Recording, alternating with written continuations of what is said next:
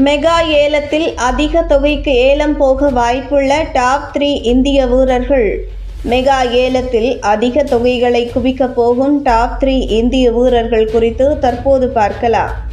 IPL 18வது சீசனுக்கான mega ஏலத்தில் அதிக தொகை குவிக்க வாய்ப்புள்ள டாப் 3 இந்திய வீரர்கள் குறித்து பார்க்கலாம். 18வது சீசனுக்கான மெகா ஏலத்திற்கு முன் ஒரு அணி எத்தனை வீரர்களை தக்க வைக்க விரும்புகிறது என்பது குறித்து BCCI கருத்து கேட்டது. அப்போது 8 வீரர்கள் வரை தக்க வைக்க அனுமதிக்க வேண்டும் என பெரும்பாலான அணிகள் கோரிக்கை விடுத்தன. இந்த நிலையில் ஒரு அணி எத்தனை வீரர்களை தக்க வைக்க வேண்டும் என்பது குறித்து இம்மாத இறுதியில் BCCI அறிவிக்க உள்ளது.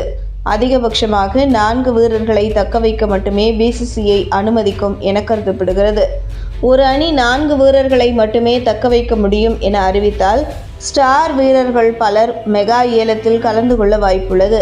ரோஹித் சர்மா, இஷான் கிஷன் போன்ற பலர் மெகா ஏலத்தில் கலந்து கொள்ள வாய்ப்புள்ளது. இந்த நிலையில் IPL 18வது சீசனுக்கான மெகா ஏலத்தில் அதிக தொகைக்கு ஏலம் போக வாய்ப்புள்ள டாப் 3 வீரர்கள் குறித்து தற்போது பார்க்கலாம்.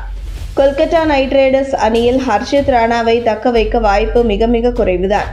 ஆண்ட்ரே ரசல், சுனில் நரைன் ஆகிய 2 வெளிநாட்டு வீரர்களும் தேவை என்பதால் இந்திய வீரர்களில் ஸ்ரேயஸ் ஐயர், ரிங்கு சிங் ஆகியோரை மட்டுமே தக்க வைக்க வாய்ப்புள்ளது.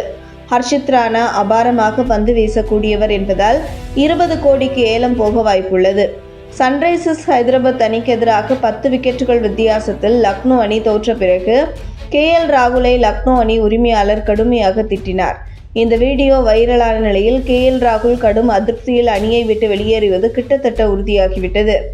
RCB அணி இவரை பெரும் தொகை கொடுத்து வாங்க வாய்ப்புள்ளது. முன்பை விட தற்போது ரோஹித் சர்மா முரட்டு ஃபார்மில் இருக்கிறார். மேலும் இந்திய T20 அணியில் இருந்து ஓய்வு பெற்றுவிட்டதால் ரோஹித் அழுத்தங்கள் இல்லாமல் விளையாட வாய்ப்புள்ளது. ஓபனராக, கேப்டனாக கிட்டத்தட்ட 4 வருடங்கள் வரை இவரால் விளையாட முடியும் என்பதால் பஞ்சாப் கிங்ஸ் அணி இவரை வாங்க பெரிய தொகை செலவிட வாய்ப்புள்ளது. IPL மெகா ஏலத்திற்கு முன் ஒரு அணி எத்தனை வீரர்களை தக்க வைக்க வேண்டும் என்பது குறித்து இம்மாத இறுதிக்குள் BCCI அறிவிக்கும். மெகா ஏலமானது வரும் டிசம்பர் மாதம் இறுதியில் நடைபெறும் என்பது குறிப்பிடத்தக்கது.